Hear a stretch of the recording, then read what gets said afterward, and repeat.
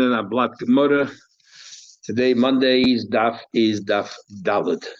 We learned an argument between Rav and Shmuel. What exactly does the Mishnah mean when it says there are four different principles of mazikin? One of them is mava.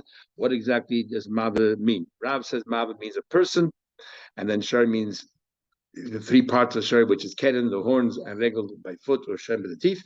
And Shmuel says no. Shmuel says that mava means teeth. Bring a pasuk that each one brings a pasuk to prove their side, to corroborate what they say.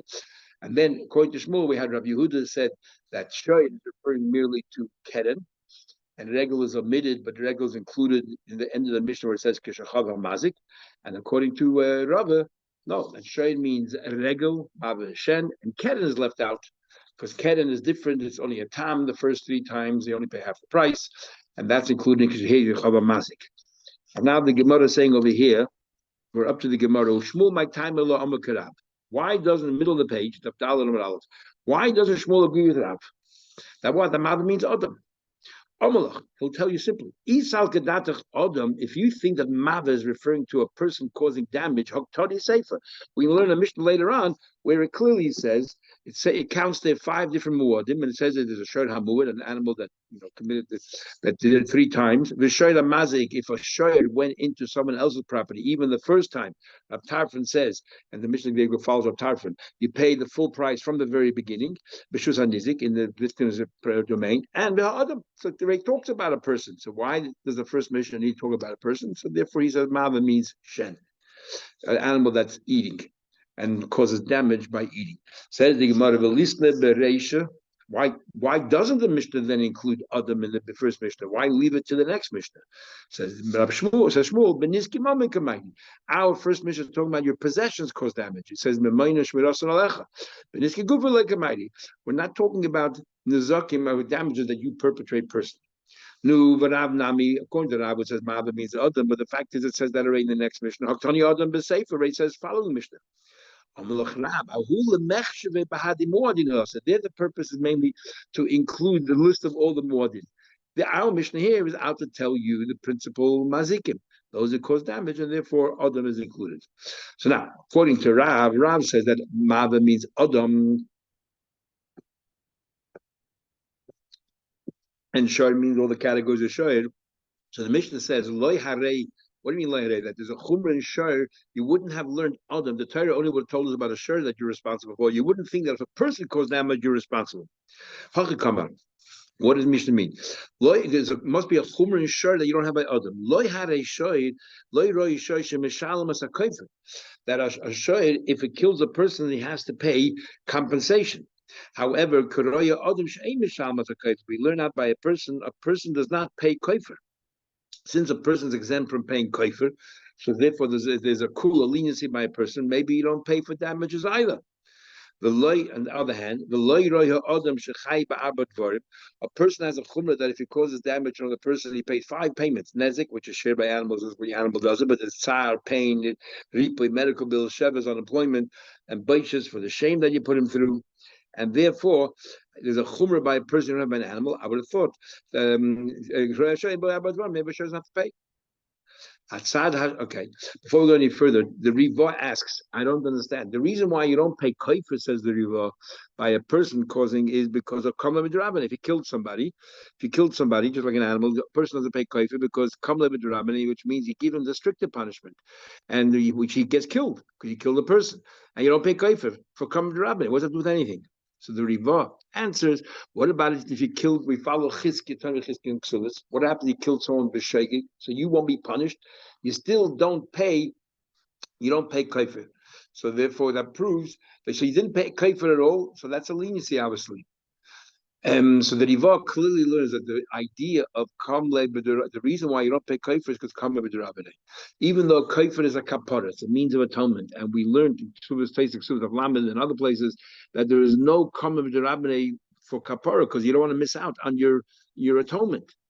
It seems that the Riva learns that kafir is primarily a compensation. Once you're paying the compensation, you'll also have atonement.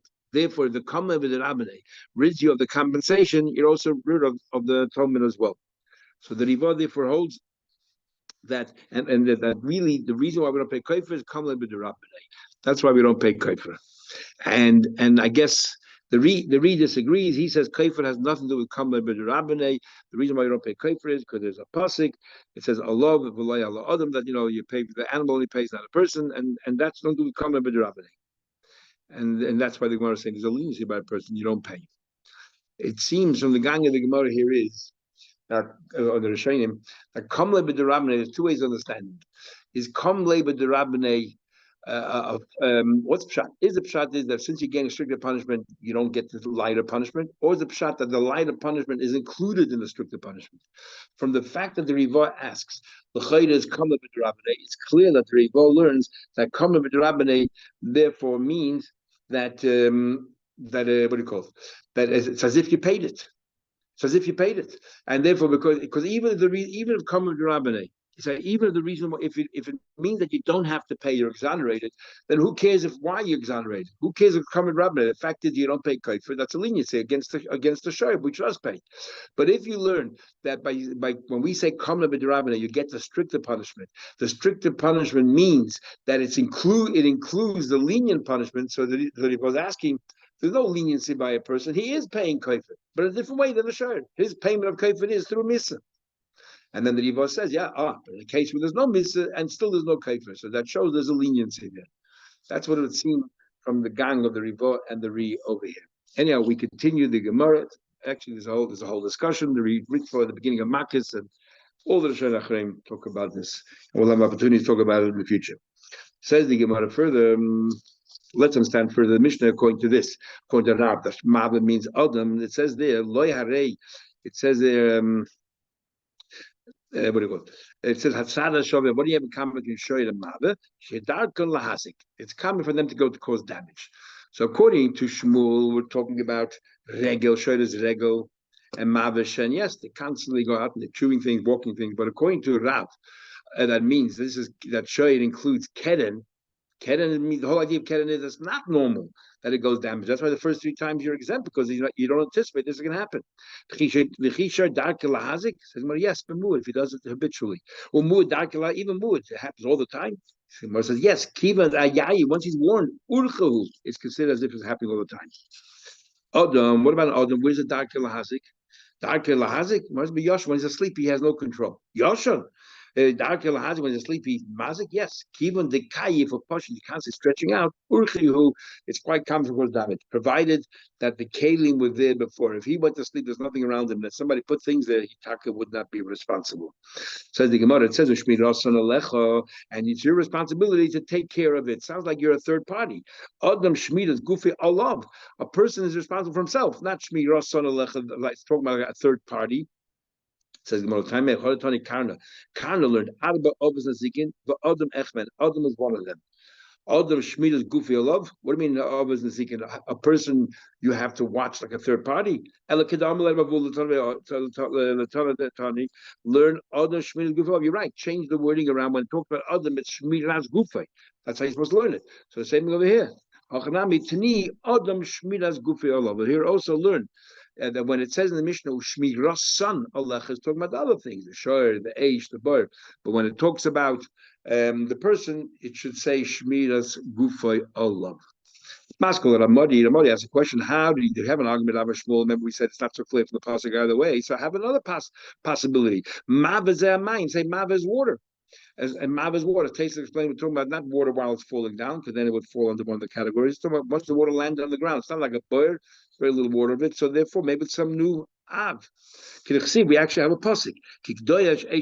Just like fire melts things which can be melted, like wax, is Mayim Tiva Eish. And we're learning that it's the water that makes the fire bubble. So we see that water is called Mav. So the Gemara said, "Mixi mayim." We're talking about you're translating the water is causing the fire to bubble up. Then it should have said in plural, "Mayim nibu." The water is plenty of water, and then it causes a lot of sizzling and all that. Tiva eish kriv. It says the other way around. It says that it says in the pasuk over here that mayim tiva eish. In fact, it's the fire that's boiling up the water, and that's why it's written lashon yochid and lashon nekeva. Not referring to the water, to the fire. No, say mav is fire then. Okay, fire. The chizik tivik be'esh, because as you just said, tivik is to refer to exceed. It says by eish. Says the Gemara. Then how do you learn the Mishnah? Mava v'heve. Mava is fire and hever is fire. Ihochi maiha mava v'heve. It's redundant. The mission is explaining. You know what mava means? Fire. Ihochi arba. Why do you say that? Four others. Shloisha, only three. I v'chitema tana shoy the is beitarti. Shoy itself is made up of two. Like let's say regel l'shen. Ihochi so then loi ze v'zem. And we'll say Tamin is excluded because Tamin, you only pay half the price. Says so loy Mission says and not shoy and Mabel because they both have life in them. Eish my ruach isbe. What life does fire actually have? There's a very interesting conundrum in the philosophical world. What is the definition of life? And then they go through every possible definition of life. It breathes, it eats. Fire does the same thing. It moves. Why isn't fire considered alive? And the conclusion is that why isn't fire considered alive is because it doesn't have the capacity to procreate. It's divisible, but it cannot procreate. And here we say that fire has no ruach chaim. If mava means fire, it does not have ruach chaim the way we interpret ruach chaim. But so furthermore, my hareish says that shoyin and mava have ruach chayim, not like eish. But you tell me mava is eish, so obviously it cannot mean eish. So our Mishnah said that four others nazikin. The Gemara now brings a couple of prices, one from Rabbi Eish, one of Chia, that there are many more than four others principal nazikin. Remember, anything that's written in the Torah is called an av. It's telling Rabbi Eish, in fact, shloisha also nazikin, there are 13 others nazikin. What are they? Shem mechinam. If somebody is shem mechinam that is I guess exempt from any, he takes on responsibility but for nothing, and therefore he's only responsible for negligence. The machlek is whether the responsibility of negligence is a din and shemer or is it like you're a mazik. And by the fact that we call it shloisha asar avos azikin sounds a little bit like you're a mazik. By being pesheya, you are a mazik, being negligent as if you were culpable and you yourself were mazik it. Hashayel, a borrower is responsible for everything except if it's mesa machad die because of work, or if the owner works for you. Noisei socher, and somebody who gets paid, who's responsible even for gneva v'aved for stolen or lost, but exempt if it's an accident. And haseichen, somebody who rents. Machlek is what the status of haseichen is, and we're saying it's similar to noisei socher. That's four already. Then you have if a person causes damage to another person, you have to pay nezik, the damage, tsar, the pain, you pay medical bills, shavas, unemployment, and baish is the shame. That's 5. So you already have 9. And va'abod amasisin, add the 4 of the Mishnah, and you have at least 13. So the question is, why does our Mishnah limit it to 4 when you have 13? Says the Gemara, according to Shmuel makes sense. Why Shmuel says that our Mishnah is not even talking about a person. All of these nezikin are people. People are causing damage, and our Mishnah is not talking about people. It's I'm talking about your possessions causing damage, not you personally. Fine. Rav said Mava means Adam. So listen, why don't you include also the Shemrim, the 4 Shemrim, and if you're mechabel somebody. So my answer is Tana Adam. And the Al Mishnah says the word Adam, it's all inclusive. The whole milad Adam automatically includes every kind of hezek that a person does, the shemrim and the chabal of somebody else. Says the Gemara, Rabbi Oisha Nami Hatani Adam, Hakar Oisha itemizes 13 when he also includes Adam. So the Gemara says Rabbi Oisha decided today Gavna Adam. She decided to learn about 2 different kinds of Adam. And one is Adam the Azik Adam, and Tana Adam the Azik Shay. There's a case of an Azik that's Mazik Shay. That's for example, which is our Mishnah, Mother, where you cause damage to an animal, which is similar to a boyer, because by a boyer, remember we learned that Shoy v'lo Adam Chamoy v'lo Kate. A boyer is exempt if a person falls in and dies. And if a person falls in and gets hurt, you're chai. But if a person falls in and dies, you are potter. So therefore, we're talking about causing damage to other animals, and that's the mother in our Mishnah, causing damage to other animals. And the next Mishnah, and the Braisa Beisha is talking about Adam that cause damage to other people. 2 kinds of Adams. Says the Gemara. Okay, if you wanted to break it down to 2 kinds of Adam. Tana Ozik Dadu Odom, Tana Odom Dazik Shoy. So sure, not merely sits together the shirt. So why don't you break down the shirt as well? If a shirt hurts another person, a shirt hurts another animal. At least the shirt the Azik Shoy. Our Mishnah should talk about shirt Mazik shirt, and Rabbi Aisha should add a shirt the Azik Odom. So what are you comparing? Bishlema Odom the Azik Shoy, a person's Mazik shirt, Nezik with the Mishal, pays of damages. Odom, the Azik Odom, if a person damages another person, you pay a lot more than just damages. Mishalim Arbor Dvorim, an additional 4 different payments, compensation, medical bills, and so on. But so therefore, it makes sense to talk about 2 different kinds of damage that are perpetrated by a person. Depends if it's against another animal, you pay only one kind of damage. Against other people, fine. So you have to break it down. But sure, if comes an animal, causes damage to another person, or causes damage to another animal, the payment is exactly the same. So why bother breaking it down? Mali shoy da azik shoy, Mali shoy da azik godem, same thing. Either be the nezik with the mishal, he only pays the damages. Says the Gemara, what about a Shem Mechinam that's mentioned in Abaisha? What's a Shem Mechinam? He's guarding, he's minding somebody's animal. So the animal never got lost. So he or got is negligent. So it's damage that he caused to that animal. Again, it sounds like it's a hezekah, not just a din shemim. So l'chayda, you're telling me he only talks about the cases where a person is doing damage to another person. Here, it's about damage to an animal. These are all cases where a person is causing damage to an animal. Uktani, it's mentioned. Says the Gemara, no, there's a reason why it's meant to shape. It's still different than a person causing damage to an animal. A person causing damage to an animal is direct. This is indirect. We're negligent, and the animal therefore ran away or got hurt by somebody else. Tani hazeka to be a dime. A hezek where you personally did it. Tani hazeka to be happens by itself. Now we have another brayse where instead of 13, it's practically double that. 24 cases of avos nazikin, and they are as follows.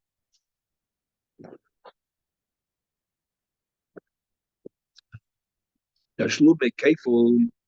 If somebody steals, he has to pay double. For example, the shemer, if he says, or somebody stole, they found the gneva, he pays double. If he stole an animal and then he shechted it or sold it, depends if it's a sheep, you pay 4 times. For a cow, you pay 5 times. Gazan, if you stole it outright, you only pay once, you pay the principal. The Eidim Zaymin, or in the case of Eidim Zaymin, where the Eidim go ahead and say that you owe money to that person, and turned out to be the one even around at the time. The Rebbe asked a brilliant question. We have it, the Gemara Makkah says that, hey, that when do Eidim Zaymin, when they're liable, they intended to, let's say, to kill Ruvain, turned out to be they weren't there at the time, so we kill the Eidim Zaymin. What happens if the Bezin actually did kill Ruvain? Then the Eidim Zaymin are exempt. Why? Exonerated. Because we say kasher also kasher zamam v'lei kasher only what they intended to, not what they did. So they asked a brilliant question. Since Eidim Zaymin can only be when the damage was not done, how does it fit into the case of mazikin? Eidim Zayim is only if they intended to cause damage, but no damage was done. The moment kasher also, once it was done, it's too late already. Then they don't have to pay. So why does it fall in the category of mazikin? So the Riva therefore says this principle of kasher zamam v'lei kasher also only applies to a case of misa or malchus, not to a case of money, because money efsheh b'chazara. If we rule that Reuben owes Shimon $100, Reuben paid it, turned out to be that the Eidim were not even there, we go to Shimon and say give back the money. Since it's reversible, it's never kasher also. Kasher also only when it's irreversible. But because money is always reversible, there's no kasher also there. And the Ri says, no, the only reason why we say kasher zom kasher also is they intended to kill. We kill the Eidim. If they actually killed, surely we should kill them. So we have a rule: ein shmin adin. We don't punish from kavachem. We had a discussion of Beis Aleph. But by money, we say yes, ein shmin adin. Like Beis Aleph said, when the Mishnah comes out, we're going to learn from kavachem, not like the Mechilta. So therefore, the Li holds that yes, we'll say ein shmin adin, and by money, because of kavachem, we'll say that even if you paid, you still have to, the Eidim will get punished. The Rivar, however, holds ein shemin adin, but when it comes to money, it's reversible. Either way, Eidim Zayim are included.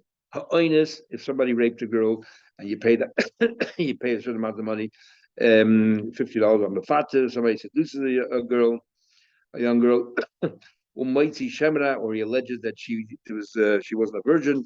She must have committed adultery while they were engaged.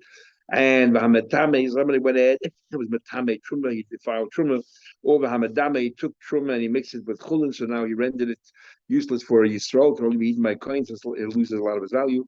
Vamenasech, somebody pours wine to Avodah Zarah, and wine to Avodah Zarah, Now, why isn't that common with Rabbaneh? Because first you picked up the barrel, you became a ganef, and you're not chayiv avodah until you actually pour the wine. So it's not in a tandem. It has to be concurrent if you want to say you're particular common with Rabbaneh. If you be mixed from an Bahani place at 13 for Rabbeisha is a total Esi Baba. Rabbeisha, my time, Hani. Why did Rabbeisha mention all these ganef and all that? And so I mean, the Malayna Kamaid. Only talking about money, not knas. Knas is if the Torah always fixes an amount, we don't care the value of the person. That's called a knas. Mammon means it's commensurate to the value of whatever it is. So whenever it's a $50 knas, whatever there's a knas, you don't mention it. It's knas if you pay more than the amount or less than the amount. That's called a knas. And that's how we say Chati Nezek is Halacha of Sinai. It's mammon, even though it's paying only half the price because it's mammon. That's why by Ken and Chati Nezek we have a whole discussion whether it's considered mammon or knas, because it's not, you're not paying the full value. Generally, when you don't pay the full value, it's merely a knas. So Rabbi didn't want to learn knasim, like a guy that pays double. That's knas. Says the Gemara, Gane, Vigazan, the Monul, what about the principle? Why doesn't he at least talk about the principle that a Gazlan pays the principle, and that's Luchayla should be mentioned. That's mammon. So when it says listener haktani lay and again, if okay, you don't pay the double, but you still pay the principal. Why doesn't he mention that? Haktani, it's included. When a shemer says it was stolen, turned out to be that he was the one who stole it. He's to call the ganef, and he has to pay whatever the rules are. But if Gazlan and Ganef are included in the Shemer, why does Abchia learn it separately? He learns Shemer and he mentions Ganef and Gazlan. So my answer, Tani Mamayin also Yad Betato, Tani Mamayin also Yad Besuri. He includes money that comes to you legally, that's a Shemer. You have every right to have the money, you're watching it for him. Afterwards you stole it. Or a Ganef Achachila came to you illegally. Says what about Aiden Zayman? The Mamainu. Why? It's mammon. When is it a knas? You're paying more than what you have to. By Ein Zaymin, whatever you intended to do, that's what you pay. That's the equivalent of mammon. So chayt, it's mammon. Listen, why isn't that included? So he answers, Sovlok Rebbe Kiva. He actually holds like Rebbe Kiva. The Amr says, Ein Mishalmin Alpi Asman. He holds like Rebbe Kiva says that you don't pay if you are made if Ein Zaymin go to a court and they're made it to another court before they were sentenced to try that they were lied. They'd be exempt because Meidi Beknas Potter. If you admit to a penalty of Knas, you are Potter.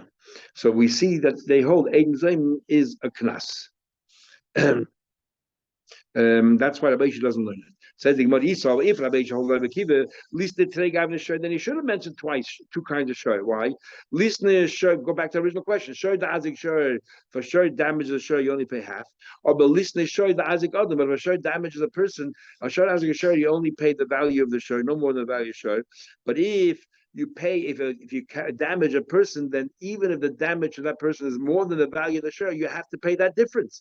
So there's a difference between Shor Da'azik Shor and Shor Da'azik Adam. So if the Aisha held Rabbi Kiva, then he should also learn too.